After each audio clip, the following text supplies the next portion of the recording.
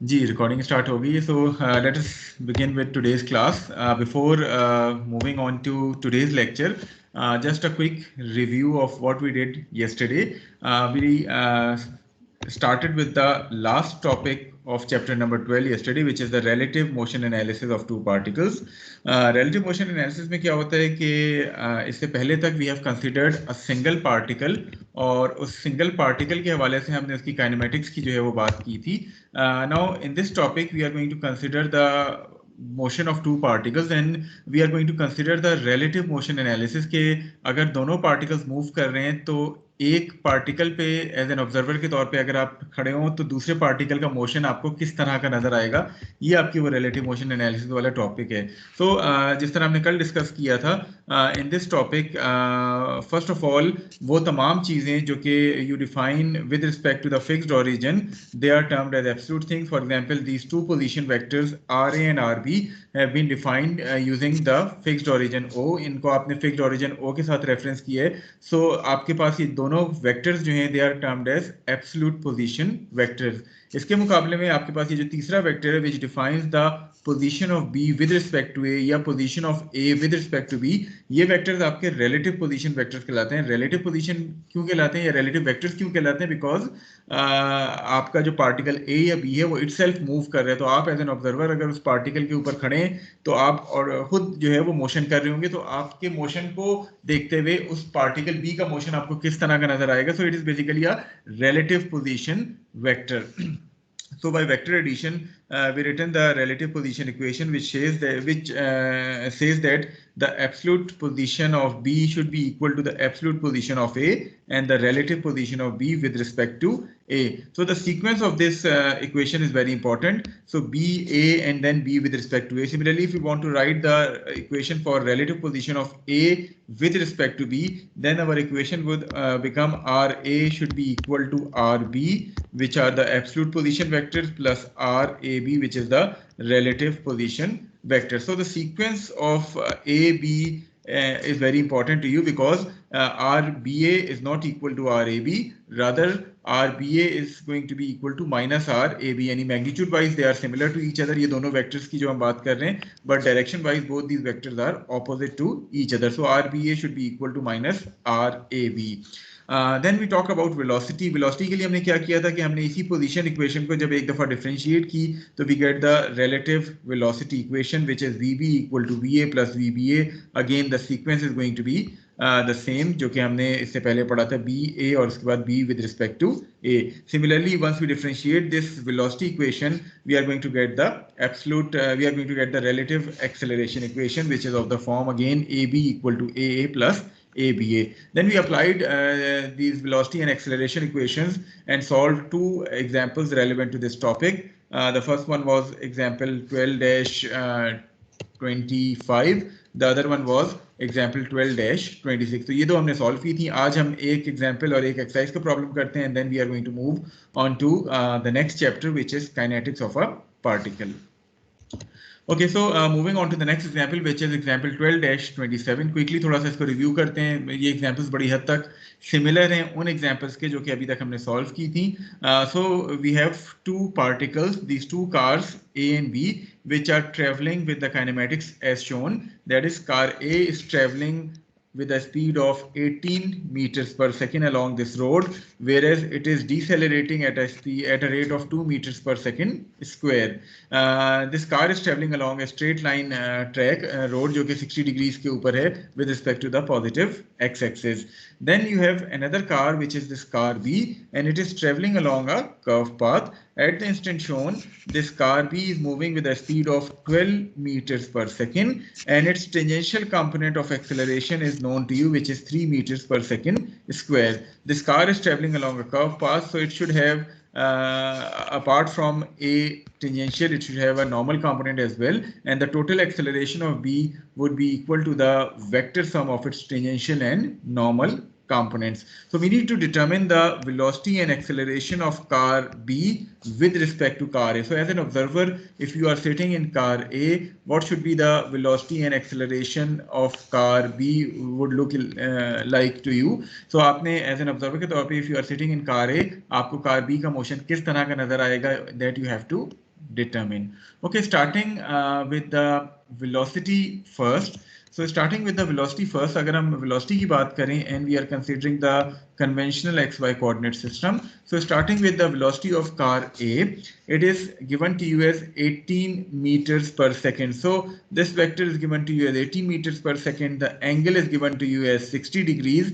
So once you want to resolve it along the X and Y axis, it should have a negative X component and a negative Y component. And the angle is given to you as 60 degrees with respect to the X axis. So it would become 18 cos 60i with a negative sign. Similarly, 18 sin 60i with a negative sign. So overall, this VA would become minus 18 cos 60i minus 18 sin 60j. So this is going to be the velocity of A, the absolute velocity of A.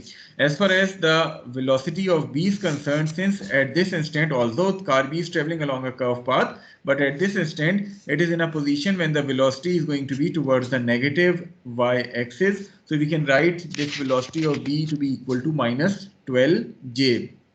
Now applying the relative velocity equation, which says that VB equal to VA plus VBA. So VBA should be equal to VB minus VA. Applying the vector addition or subtraction rules for finding this VBA. VBA comes out to be 9i plus 3.59j. The magnitude and direction are going to be the ones which are shown on the slide. So I hope that the relative velocity of B with respect to A is clear to all of you. बड़ी हद तक ये similar है to the problem which we solved yesterday. So I hope that the things are clear to you all. Yes, sir. Okay, now moving to the acceleration of B with respect to A. In order to find out the acceleration, as we have discussed earlier, that particle B is traveling along a curve path. So the total acceleration is going to be the vector sum of its tangential and normal components. So starting first with acceleration of A, it is given to you that car A is decelerating at a rate of 2 meters per second square. So if we resolve this vector into its X and Y components, we are going to have positive X component as well as positive Y component. So it would be 2 cos 60i plus 2 sin 60j. So आपके पास A जो है वो 2 cos 60i plus 2 sin 60j हो गया. As far as the acceleration of B is concerned, as we have talked earlier, that this 3 meter per second square is basically the tangential component. So AB tangential is going to be 3 meters per second square magnitude wise, and since it is directed towards the negative y-axis, so it is going to be minus 3j. So आपके पास AB tangential जो है वो minus 3j आ जाएगा. जहां तक ताल्लुक AB normal का है, so AB normal जो है, it has a magnitude of v square over rho. So v is given to you as 12 meter per second, rho is given to you as 100 meters. So 12 square over 100 would give you 1.44 as the magnitude of normal component of acceleration.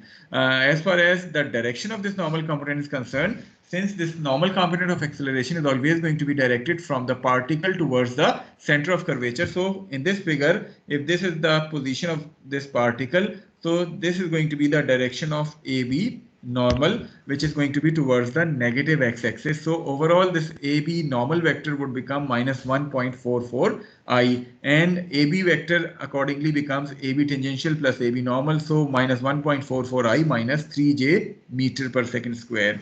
Now applying the relative acceleration equation, which is ABA is equal to AB minus AA, it would give you the relative acceleration vector ABA to be equal to minus 2.44i minus 4.732j, and accordingly you can find out the magnitude and direction of this relative acceleration vector.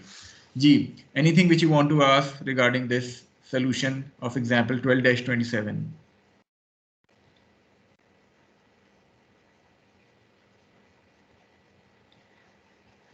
Okay, quickly moving to one of the problems from the exercise. Again, थोड़ा सा हम इसको जल्दी करेंगे, and then we will start with kinetics, क्योंकि आज हमने kinetics का भी पहला जो topic है वो complete करना है.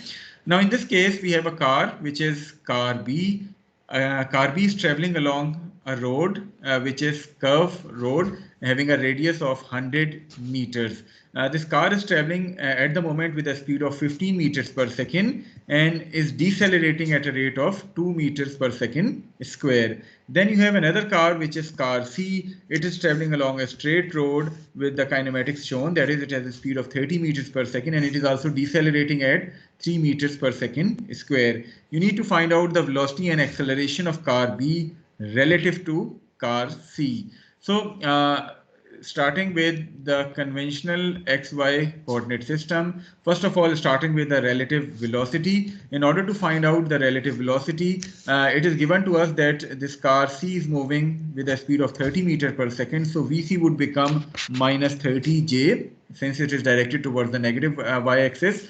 As far as the velocity of car B is concerned, it is given to you as 15 meters per second. This angle is given to you as 30 degrees. So accordingly, this angle would be 30 degrees.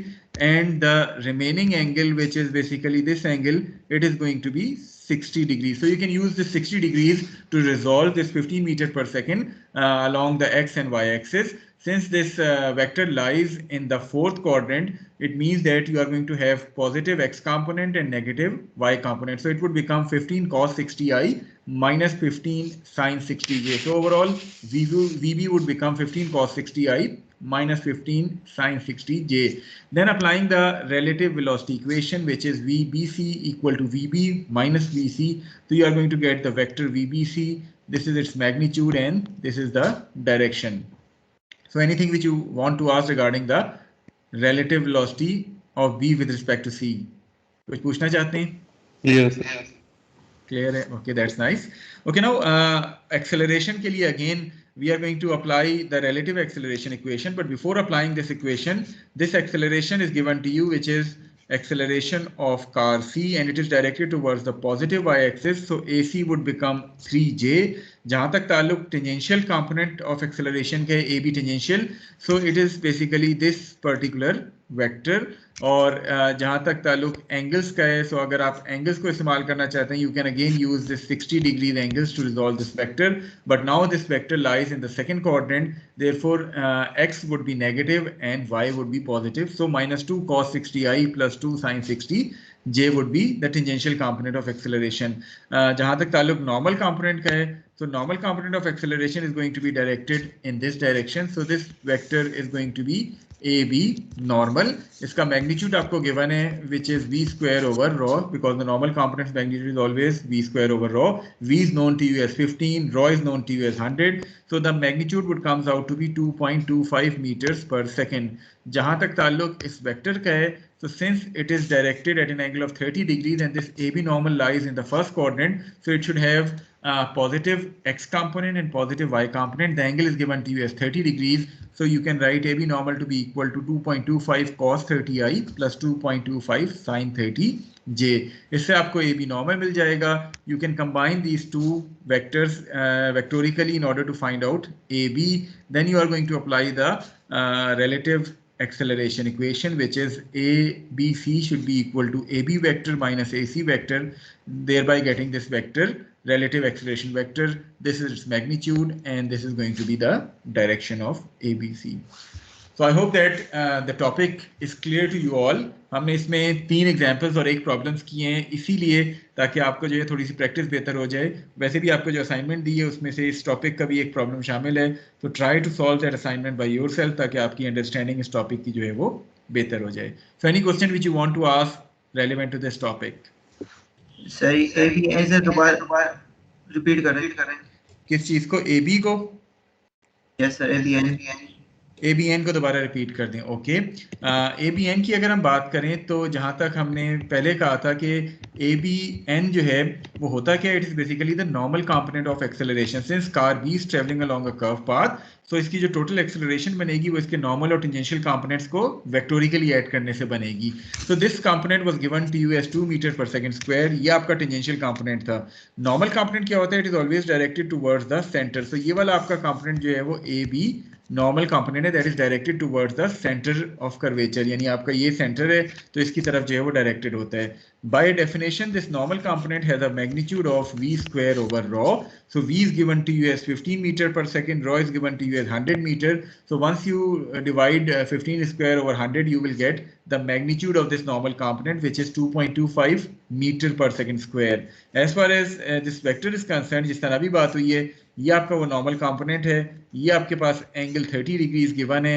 चूंकि ये first coordinate में लाई करता है, so it would have a positive x component and a positive y component. Angle चूंकि x axis से given है तो cos वाला कंपोनेंट x के अलोंग आएगा, sin वाला कंपोनेंट y के अलोंग आएगा. So it would become 2.25 cos 30i plus 2.25 sin 30j. So this is how you can get AB normal, और उससे फिर आपको AB मिल जाएगा, which is basically ABT plus ABN. Is it clear? कोई angle नहीं समझ आया? Yes sir, thank you so much sir. चलिए ठीक है. Okay, so any other question relevant to kinematics of a particle?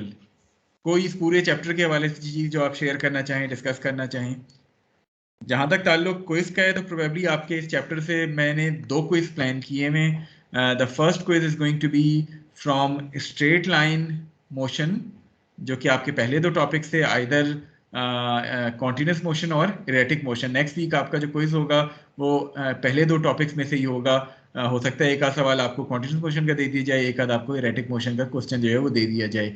Then the second quiz which may be conducted in the next week, वो आपका फिर projectile motion से और equation projectile motion से और आर थीटा कोऑर्डिनेट जो है उनसे कंडक्ट होगा. तो ये 2 क्विजेज आपके जो है वो इस चैप्टर से होंगे. नेक्स्ट वीक इंशाल्लाह स्ट्रेट लाइन मोशन से क्विज होगा जो पहले 2 टॉपिक्स हैं, और उससे नेक्स्ट वीक आपका प्रोजेक्टाइल मोशन और आर थीटा की काइनेमेटिक्स जो है उससे आपका जो है वो सेकंड क्विज होगा. Is it clear to all of you? जी सर. ठीक है. जहां तक ताल्लुक टाइम ऑफ क्विज का है तो टाइम ऑफ क्विज मैं आपके सीआर से शेयर कर दूंगा प्लान करके कि किस तरह जो है वो उसको करना है. Procedure is going to be exactly similar. जिस तरह हमने स्टैटिक से क्विज किए थे कि आपका एमएस फॉर्म से वो क्विज होगा, न्यूमेरिकल्स को हम थोड़ा सा डिस्ट्रीब्यूट कर देंगे इन टर्म्स ऑफ एमसीक्यूज, और प्रोबेबली आपका रजिस्ट्रेशन नंबर भी कहीं ना कहीं सीएमएस वाला जो नंबर है वो कहीं ना कहीं इन्वॉल्व हो रहा होगा, ताकि एटलीस्ट हर एक का सोल्यूशन जो है वो दूसरे से डिफरेंट हो, हर एक का आंसर जो है वो दूसरे से डिफरेंट हो जाए. Okay, starting with the next topic और नेक्स्ट चैप्टर. उसके बाद 9:35 के अराउंड हम इस टॉपिक की थ्योरी पढ़ के एक न्यूमेरिकल करके ब्रेक करेंगे, और इसके बाकी न्यूमेरिकल जो है वो ब्रेक के बाद कर रहे होंगे. So starting with chapter number 13 which is kinetics of a particle. अगर आपने गौर किया, अभी तक हमने जो चैप्टर नंबर 12 किया है, throughout that chapter we have talked about displacement, velocity and acceleration, but we haven't included the force in any of the topics. वजह क्या है कि we were discussing the kinematics of a particle, जिसमें we are not considering the force which is actually responsible for producing the motion, rather we are only finding the relationship between displacement, velocity and acceleration. Now from this point onward, chapter number 13, chapter number 14 and chapter number 15, they are relevant to kinetics of a particle. Now once we talk about kinetics, then kinetic analysis क्या होती है कि if we include the force in our analysis as well, which is actually producing the motion, then that particular analysis would become kinetic analysis. Now there are 3 different methods of performing the kinetic analysis. The first one, which is going to be this chapter number 13, this method is known as force acceleration method. Now as the name indicates, ये जो force acceleration method है, they will give you a relationship between forces and acceleration of a particle. So whenever you need to find out the relationship between force and acceleration of a particle, you are going to use force acceleration method for kinetic analysis. Then chapter number 14 is work energy method. Can any one of you define how we can define work? Work को हम किस तरह define करते हैं physics में? Sir, the dot product of force and displacement. So work energy method की अगर मैं बात करूं तो आपके पास force involve होगी, आपके पास displacement involve होगी. As far as the energy is concerned, how do you define kinetic energy? half of v square. Half mv square. So basically आपके पास velocity भी involve हो गई. So whenever in any problem you need to find out a relationship between forces, displacement and velocity, you are going to use the work energy method. तो work energy method जो kinetic analysis के हैं वो हम उस वक्त use करते हैं whenever we need to find out a relationship between forces, displacement and velocity. Okay, the third method of performing the kinetic analysis, which we are going to discuss in detail in chapter number 15, it is the impulse and momentum method. First, सबसे पहली बात momentum का थोड़ा बहुत आपको idea है. How do you define momentum? The quantity of motion a body possesses. Mass into velocity. अगर Product हम of फॉर्मूले की बात करें तो it is going to be mass times velocity. It means कि आपके पास वेलोसिटी इन्वॉल्व हो जाएगी इंपल्स एंड मोमेंटम में. इंपल्स किस तरह डिफाइन करते हैं? कोई फिजिक्स में इंपल्स के हवाले से पढ़ा है? से पढ़ा था, जो शॉर्ट इम्पैक्ट के लिए टाइम एक्ट करती है. ठीक है, लेकिन आप उसको बाय फॉर्मूला किस तरह डिफाइन करते हैं? Rate of change of momentum.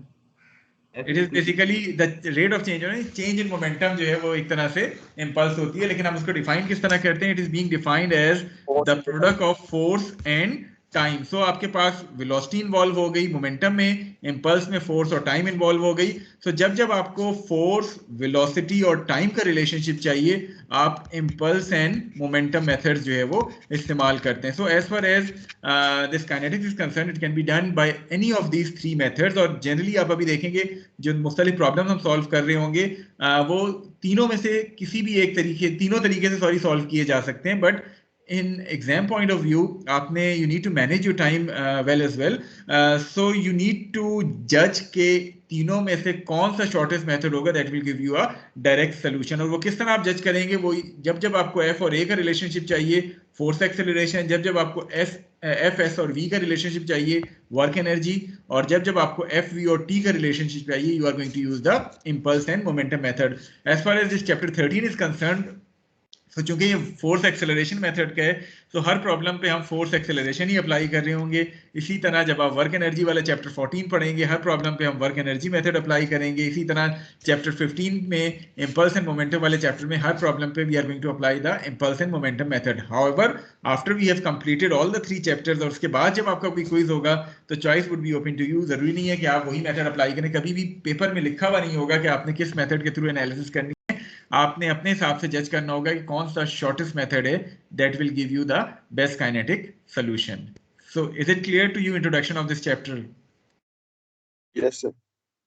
Okay, so starting with the topics which we are going to cover in this chapter, we are going to start with the definition of Newton's laws of motion, और specifically second law की हम जो है वो बात करेंगे.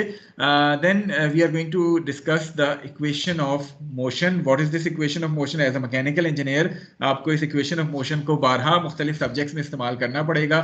तो जब जब equation of motion की बात हो तो वो कौन सी equation है जिसका बात हो रही होगी वो हम तफसील से discuss करेंगे.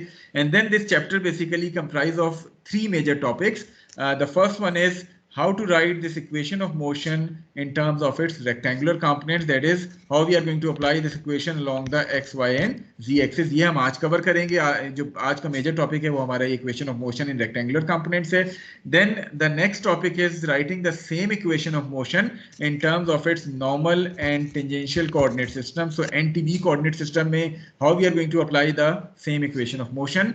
And finally, how we are going to apply the same equation of motion in terms of the cylindrical components r, theta and v. तो अगर देखा जाए broadly, this whole chapter is going to have one basic equation, which is the equation of motion. We are going to apply this equation of motion in all the three coordinate system, and then our chapter is going to be completed. इस दफा rectangular components पढ़ेंगे इंशाल्लाह. अगले week हम ये दोनों topics cover कर रहे होंगे. सो प्रोबेबली 2 और 2.5 वीक्स में ये चैप्टर जो है वो कंप्लीट हो जाएगा. शुरू में ही मैंने जिक्र किया था कि we are spending much time on kinematics chapter. वजह क्या है कि आप बेशक काइनेटिक्स पे भी स्विच हो जाएं, जब जब आपको वेलोसिटी, एक्सेलरेशन और डिस्प्लेसमेंट का रिलेशनशिप चाहिए होगा, आपको हर दफ़ा काइनेटिक्स का इस्तेमाल करना पड़ेगा. बेशक आप काइनेमेटिक्स का इस्तेमाल करना पड़ेगा, बेशक आप काइनेटिक्स का वाला प्रॉब्लम जो है वो सॉल्व कर रहे हो. सो ज़्यादा टाइम हमने इसीलिए दिया था कि काइनेमेटिक्स आपको क्लियर हो जाए. उसके बाद ये बाकी जितने काइनेटिक्स के चैप्टर हैं ये सिंपल 2-2, 2.5 हफ्ते के चैप्टर हैं. इंशाल्लाह कोशिश ये होगी कि नेक्स्ट 5 to 6 वीक्स में हम काइनेटिक्स कंप्लीट कर लें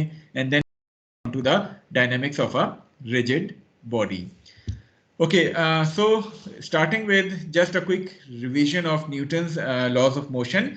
You have studied these laws in metric FSC physics as well. Then you have studied these laws in statics as well. most of the statics, rather completely the आपकी जितनी statics है, that is based on these two laws. That is, a particle which is originally at rest or moving in a straight line with a constant velocity will remain in that state provided that it is not subjected to an unbalanced force, and the mutual forces of action and reaction between two particles are equal, opposite and collinear. So these are the two laws which we have generally used in statics. आपकी जितनी statics थी वो इन्हीं दो laws के ऊपर जो है वो base कर रही थी, because in statics you deal with systems which are basically in equilibrium, so they were either at rest or they were moving with a uniform velocity.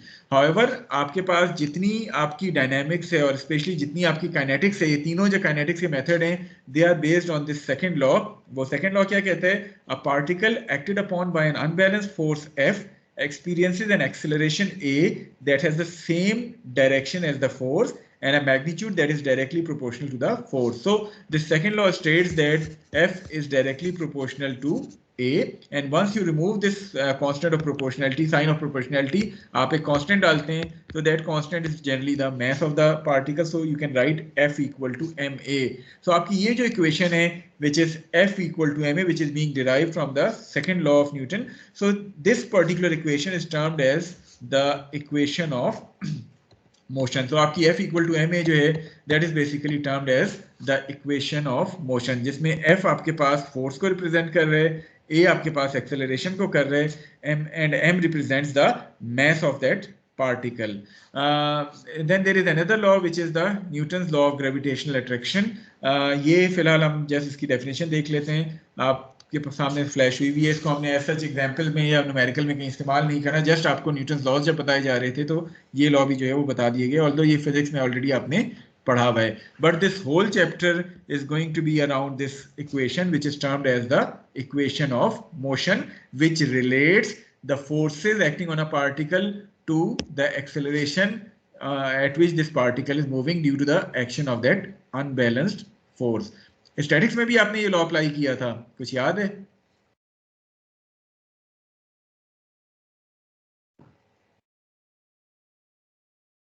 Ji, statics में ये लॉ किस फॉर्म में apply किया था आपने? Newton law. आपने इस law को किस तरह अप्लाई किया था? आप लिखते थे summation F equal to ma के बजाय 0 लिखते थे, because the system was in equilibrium, so a was 0, and then you can write summation F equal to 0 and accordingly summation m equal to 0 जब हम rigid body consider कर रहे थे. So for a particle summation F equal to 0, for a rigid body if it is in equilibrium then ये आपकी moment वाली equation भी जो है वो balance होनी चाहिए थी, only then that rigid body is considered to be in equilibrium. वजह क्या थी कि since that particle was either at rest or moving with constant velocity, तो आपकी ये वाली जो term है a वो 0 हो गई थी, so right hand side of this equation would become equal to 0. However, यहाँ चूंकि आप dynamics consider कर रहे हैं in which that particle is having accelerated motion due to this unbalanced force F, तो आप वो 0 नहीं कर सकते, बल्कि आप F equal to ma वाली equation जो है वो apply करते हैं. Is it clear? So let us discuss this equation of motion further. Let's consider a particle which is this particle A, and it is being acted upon by two forces. One is this force F1, the other one is this force F2.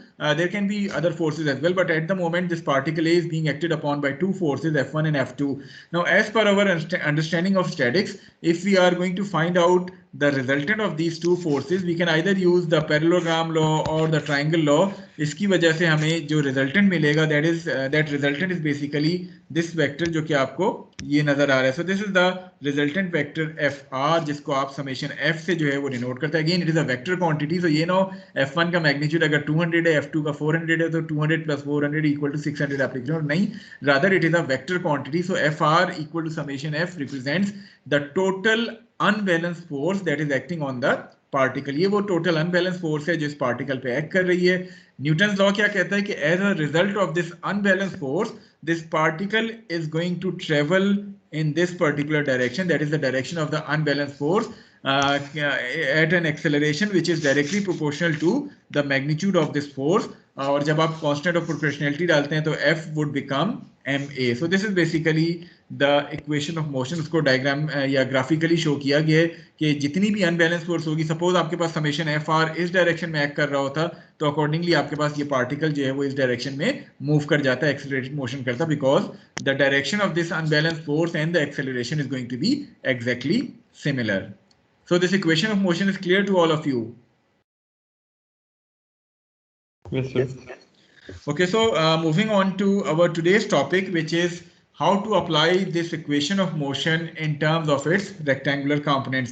आपका ये पूरे का पूरा chapter जिस तरह अभी शुरू में डिस्कस हुआ था, it is going to be comprised of 3 topics, और ये तीनों टॉपिक्स आपके इसी एक इक्वेशन ऑफ मोशन से रेलिवेंट हैं. आज हम इसको रेक्टेंगुलर कंपोनेंट्स में देखेंगे, रेक्टेंगुलर कोऑर्डिनेट्स में देखेंगे. नेक्स्ट वीक हम इसको एनटीबी और आर थीटा जी कोऑर्डिनेट्स में अप्लाई कर रहे होंगे. So in order to apply this equation of motion in terms of its rectangular coordinates, let us consider a particle which is moving along any path, maybe a curved path or a straight line path, as shown to you in the figure. This particle is acted upon by an unbalanced force summation F, which has been resolved into its components along the x, y and z axis as shown to you in the figure. So आपके पास जो total unbalanced force है उसको आपने resolve कर लिया into its components along the x, y and z axis. So Fx represents the unbalanced force component along the x-axis. Similarly, Fy and Fz represents the unbalanced force components along the y and z-axis. So when a particle is moving relative to the xyz frame of reference, the forces acting on the particle as well as its acceleration may be expressed in terms of its I, j and k components. जिस तरह ये जो unbalanced force थी इसको आपने represent किया इसके तीनों components की form में, summation fxi, summation fyj and summation fzk. Similarly, जो acceleration है उसको भी आपने रिजॉल्व कर लिया into its components along the x, y and z axis.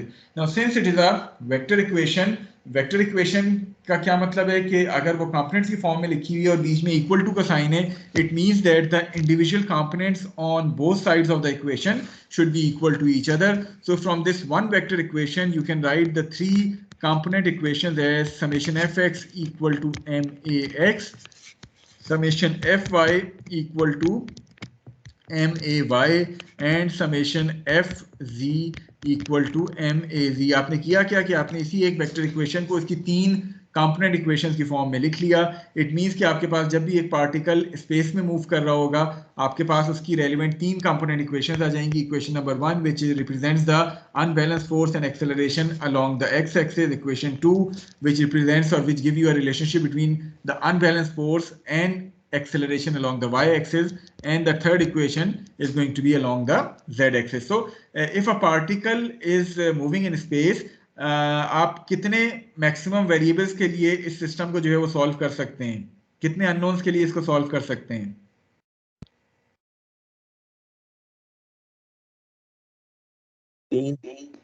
Yeah, that's correct. Since you have 3 equations, so maximum 3 unknowns के लिए आप इस सिस्टम को सॉल्व कर सकते हैं. वो 3 unknowns जो है वो फोर्स भी हो सकती हैं, वो एक्सेलरेशन भी हो सकती है, कोई और चीज भी हो सकती है. मैक्सिमम 3 unknowns के लिए आप इस सिस्टम को जो है वो सॉल्व कर सकते हैं. However, अगर आपके पास एक पार्टिकल है which is constrained to move in the xy plane only, so then what should be the value of summation fz? 0. तो अगर एक पार्टिकल सिर्फ xy प्लेन में मूव कर रहा है तो then the third equation would be summation fz equal to 0. इस समेशन fz इक्वल टू 0 का हरगिज मतलब ये नहीं है कि there is no force acting along the z axis. Rather forces तो एक्ट कर रही होंगी z एक्सिस के along, but there isn't going to be any unbalanced force along the z axis. In other words, जितनी भी forces z axis के along act कर रही होंगी they are going to balance each other. और इसके अलावा हम ये भी कह सकते हैं कि z डायरेक्शन में ये पार्टिकल एक तरह से इक्विलिब्रियम में है, जिसकी वजह से आपके पास समेशन fz इक्वल टू 0 आ रहा है. सिमिलरली अगर आपके पास एक पार्टिकल है which is travelling along a straight line से समेशन fx से अलोंग द x एक्सिस, सो उस सूरत में समेशन fy की क्या वैल्यू हो जाएगी?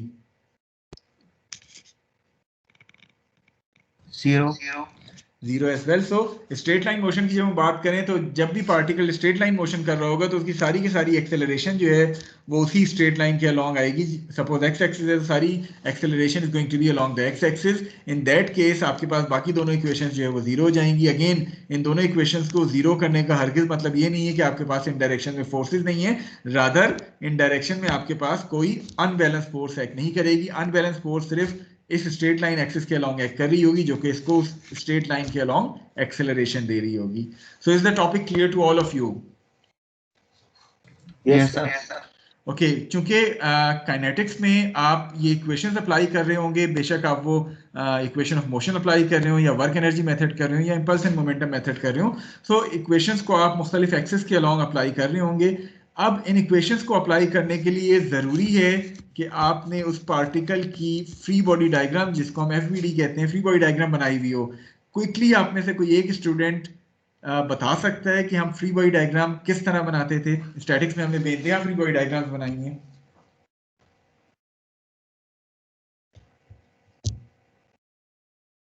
जी, एनीवन वॉलंटियर?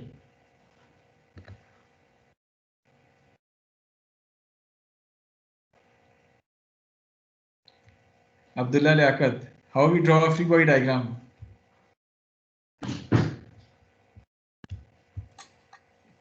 सर हम बॉडी को डॉट से शो करते थे. देखें, अब वो तो डिपेंड करता है. If you are considering it as a particle then we are going to show it as a point mass. If you are considering a rigid body, फिर हम पूरी रिजिड बॉडी को ड्रॉ करते थे. उसके बाद बनाते कैसे थे फ्री बॉडी डायग्राम? कुछ याद है? चैप्टर नंबर, मेरे ख्याल में हम चैप्टर 3, 4, 5, 6 हर एक में हमने फ्री बॉडी डायग्राम की थी स्टैटिक्स में. तो वो मोमेंट्स और फोर्सेस शो करते थे एक्सिस के along. Basically free body diagram बनाने का जो बेसिक प्रिंसिपल है वो ये है कि you need to isolate that body और that particle from the surroundings. Isolate करने का क्या मतलब है कि जिस जगह से वो पार्टिकल या रिजिड बॉडी जो है या वो सिस्टम जो है, अगर हम सिस्टम की बात करें, वो पार्टिकल या रिजिड बॉडी कुछ भी हो सकता है, तो जिस जिस जगह से वो सिस्टम सराउंडिंग्स के साथ कनेक्ट हुआ हुआ है, we need to remove each and every connection of this system with the surroundings. अब हर सिस्टम, हर कनेक्शन को रिमूव करने के नतीजे में हमें कुछ ना कुछ रिएक्शन फोर्सेस मिल रही होती थी. मसलन अगर वो किसी केबल से कनेक्टेड है तो जब आप केबल रिमूव करते थे, you are going to get the tension in the cable. इसी तरह अगर वो जमीन पे पड़ा हुआ है, जमीन वाला कनेक्शन आप रिमूव करते थे तो आपको एक नॉर्मल रिएक्शन फोर्स मिलती थी. सो फ्री बॉडी डायग्राम में आप करते क्या थे कि उस सिस्टम को आप आइसोलेट करते थे और उसके बाद उस सिस्टम के ऊपर जितनी भी अप्लाइड फोर्सेस और रिएक्शन फोर्सेस थी वो तमाम के तमाम आप शो कर रहे होते थे on that free body diagram. Her connection को, सराउंडिंग से कनेक्शन को रिमूव करने के नतीजे में आपको कोई ना कोई रिएक्शन फोर्सेस मिल रही होती थी. सो आई होप कि वो स्टैटिक्स की चीजें आपको याद हैं, because they are going to be required while you are drawing the free body diagram of various systems, whether it is particle in this case or a rigid body from chapter 16 onward. आपको वो free body diagram बनाने के तरीके, reaction forces क्या क्या किस किस तरह आती थी, वो तमाम चीजें जो है वो आनी चाहिए. So I hope कि statics भूले नहीं होंगे. Yes, sir. ठीक है, तो let us start with this slide जिसमें आपको शो किए गए इनमें से कुछ एक या दो एग्जांपल्स हम आज करेंगे और कुछ एक्सरसाइज के प्रॉब्लम्स भी हम आज कर रहे होंगे. ये सिंपल हमने इक्वेशन ऑफ मोशन, क्योंकि अगेन हम हर चीज XY कोऑर्डिनेट से स्टार्ट करते हैं. वजह क्या है कि this is the most commonly use coordinate system जिससे आप ज्यादा फेमिलियर हैं. So we are going to again start with XYZ coordinate system और इक्वेशन ऑफ मोशन को हम XYZ कोऑर्डिनेट्स में अप्लाई करेंगे. फिर उसके बाद एक दफा आपको इक्वेशन ऑफ मोशन समझ आ जाए, then we are going to apply the same in NTB and R-θ-Z coordinate system. So we are going to start with the first example which is example 13.1 before the break, और बाकी चीजें हम break के बाद कर रहे होंगे. Okay, example 13.1 क्या है कि you have a crate which has a mass of 50 kg. So the crate shown to you has a mass of 50 kg and it rests on a horizontal plane for which the coefficient of kinetic friction is 0.3. Now first of all, let us stop here. Friction आ गई है. Friction को कौन define करेगा? Who is going to define what is force of friction? अब ये ना कहिएगा कि नहीं पढ़ी, क्योंकि सेक्शन C तो अगर ये कहता तो हक बजाने था उनको, मैंने नहीं पढ़ाया था, आपको तो मैंने खुद पढ़ाया है. So what is this force of friction? Resistance force against a motion. Okay, so how many types of friction are there? Static और kinetic. दो basic types हैं जो हमने पढ़ी थी. One is the static friction, the other one is the dynamic, या जिसको हम kinetic friction भी कहते हैं rather than dynamic friction. So one is the static friction, the other one is the kinetic friction. Anyone volunteer who want to distinguish between these two types of friction? So एक के अंदर movement होने वाली होती है और एक में मूवमेंट हो रही होती है.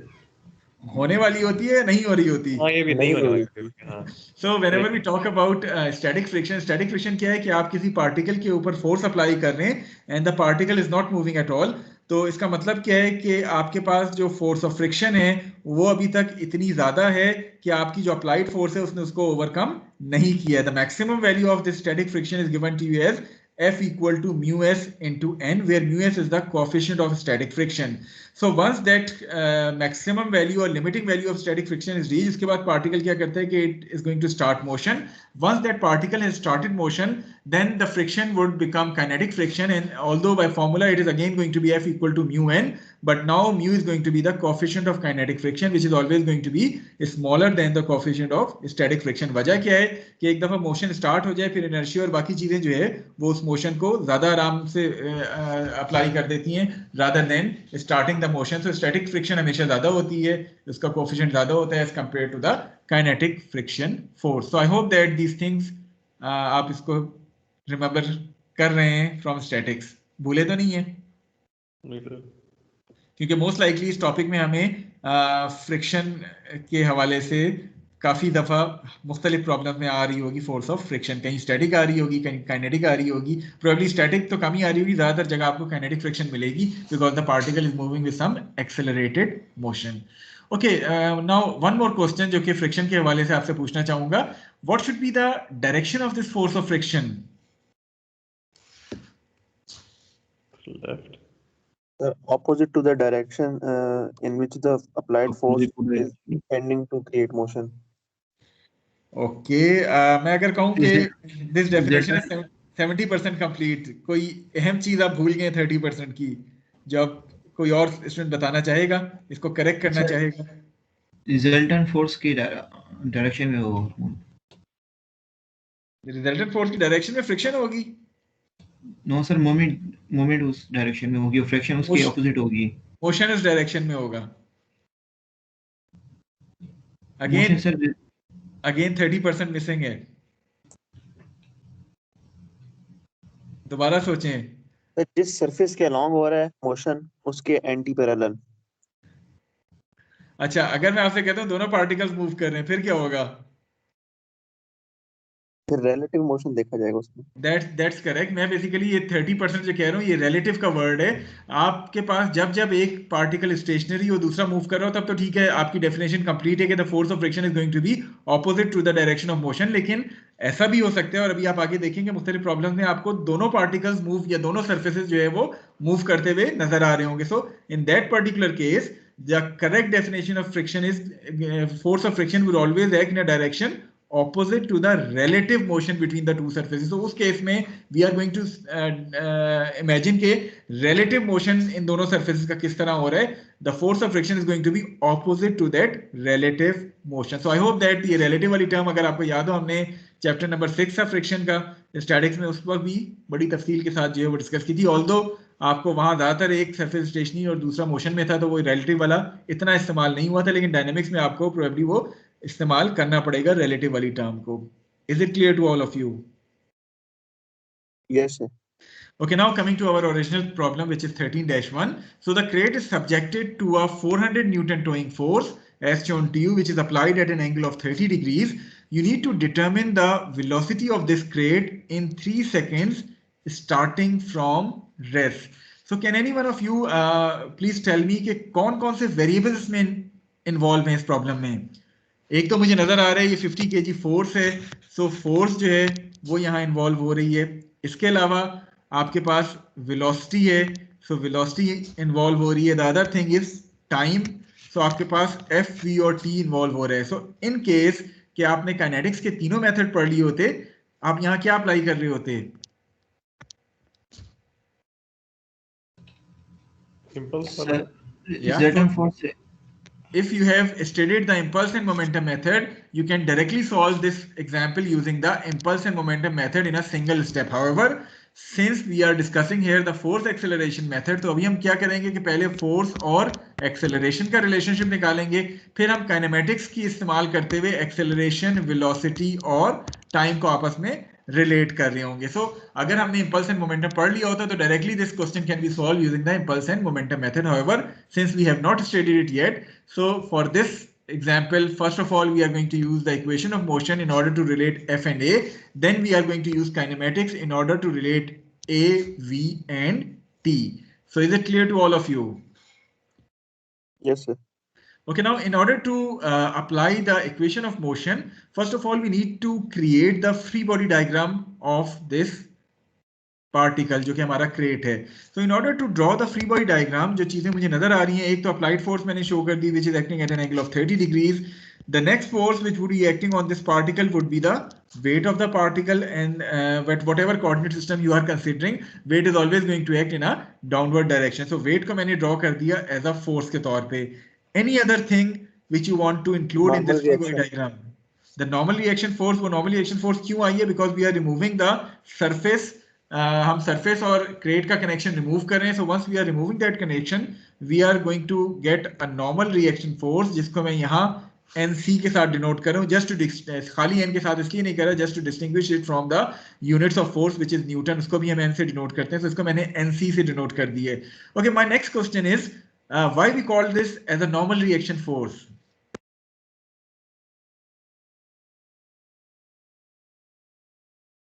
ये normal क्यों कहलाती है? सर उसको normally act कर रही होती है. Because it 90 always acts degrees in a direction which is normal to the contacting surface. So यहाँ आपका contacting surface ये है. So this NC is going to act normal to the contacting surface. इसी तरह suppose मैं आपसे कहता कि आपके पास एक inclined plane था.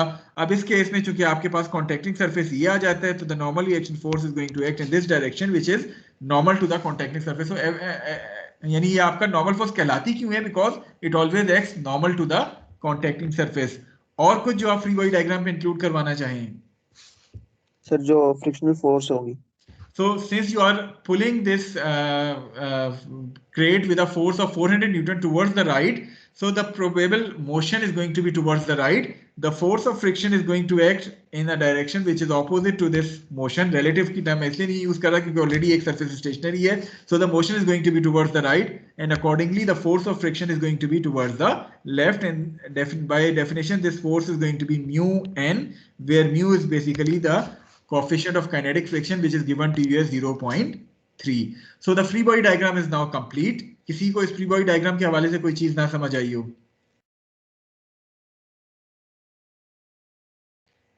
Okay, so once the free body diagram is clear, let us move to the equation of motion. Applying the equation along the x-axis, that is summation fx equal to max. The forces which are acting along x-axis is going to be the component of applied force, which is going to be acting towards the positive x-axis. 400 cos 30 is going to be its magnitude. The second one is the force of friction, which is acting towards the negative x-axis. So writing it as minus ff or minus mu k nc, it would be equal to ma. M is 50 kg mass of the particle and a is the acceleration. So 50a, ये आपके पास equation number 1 आ जाएगी. Okay, now rewriting the same equation along the y-axis, the forces which are acting along the y-axis is going to be the component of applied force, which is acting along the positive y-axis. So 400 sin 30 आपके पास एक component आ गया. Then you have the normal reaction force which will be acting along the positive y-axis. So plus nc आपने add कर दिया. The third force is the weight of this particle which is acting downward, that is towards the negative y-axis. So आपने इसको minus w के साथ शामिल कर लिया. So since you have two equations, unknowns कितने हैं? Two unknowns. One is acceleration, the other one is nc. So once you solve these two equations, you will get the value of normal reaction and acceleration to be equal to 290.5 and 5.19 meter per second square. So यहाँ तक हर एक को clear है? Equation of motion हमने किस तरह apply की है? Yes sir. ये हमने जीरो क्यों ले ली है सेकंड इक्वेशन में राइट साइड को? सर y के along motion नहीं हो रहा. Because the particle is moving along the x-axis. So once it is moving along the x-axis, it would have an acceleration along x-axis only. The y component of acceleration would be equal to 0. That's why ये जो term है may ये आपके पास 0 हो गई है in equation number 2. Okay, now moving on to the kinematics side, because we were asked to find out the velocity of this particle in time 3 seconds after application of this 400 Newton force. So basically we need to find out a relationship between A, V and T. Although nazar mujhe aa raha hai ki we have applied the equation V equal to V naught plus ACT. Why we have applied, aapse jo sawal hai, why we have applied this equation? Because it was derived for constant acceleration case. Is the acceleration constant here? And if it is, how you have judged it? Sir force constant है इसलिए expression भी constant होगी. That's right, because acceleration हमें कहाँ से मिल रही है? हमें मिल रही है इक्वेशन नंबर 1 से. इक्वेशन नंबर 1 में जो चीजें इन्वॉल्व हैं वो एक तो मैग्नीट्यूड ऑफ दिस फोर्स है which is constant. Then you have NC कहाँ से मिल रहा है? इक्वेशन 2 से मिल रहा है. अगेन इक्वेशन 2 में एनसी के अलावा बाकी तमाम चीजें कांस्टेंट है, तो एनसी भी आपके पास कांस्टेंट आएगा. इट मींस के फोर्स भी क्या कांस्टेंट हो गई, एनसी भी कांस्टेंट हो गया, मास भी कांस्टेंट है. तो चूंकि आपके पास सारी चीजें कांस्टेंट हैं, इसलिए आपको ये एक्सेलरेशन जो मिल रही है ये कांस्टेंट एक्सेलरेशन है, और you can apply the constant acceleration equations on this particle. However अगर यही मैं फोर्स का मैग्नीट्यूड चेंज करके 400 न्यूटन के बजाय से 40 न्यूटन कर देता, now since the force is given to you as a function of time, accordingly आपके पास एक्सेलरेशन भी जो है वो फंक्शन ऑफ टाइम के तौर पे आती, and then you can not use this constant acceleration equation. Rather in that case you are going to use the equations जो जनरल काइनेमेटिक इक्वेशंस थी 3, उनको आप इस्तेमाल कर सकते थे. So यहाँ चूंकि acceleration constant है, once you apply this constant acceleration equation, the value of velocity comes out to be 15.6 meters per second. So this is going to be the velocity with which this crate would be moving after a time interval of 3 seconds. Clear है ये चीज? किसी को कोई doubt, कोई Curie जो आप पूछना चाहें? Yes. Okay, so with this we are going to stop at this point. अभी मेरी घड़ी में इस वक्त 9:38 हुआ है. So we are going to restart our class at 9:45. Recording मैं स्टॉप कर देता हूँ. मीटिंग जो है वो जारी रहेगी. सिर्फ रिकॉर्डिंग में स्टॉप कर देता हूँ और ब्रेक के बाद we are going to restart at 9:45.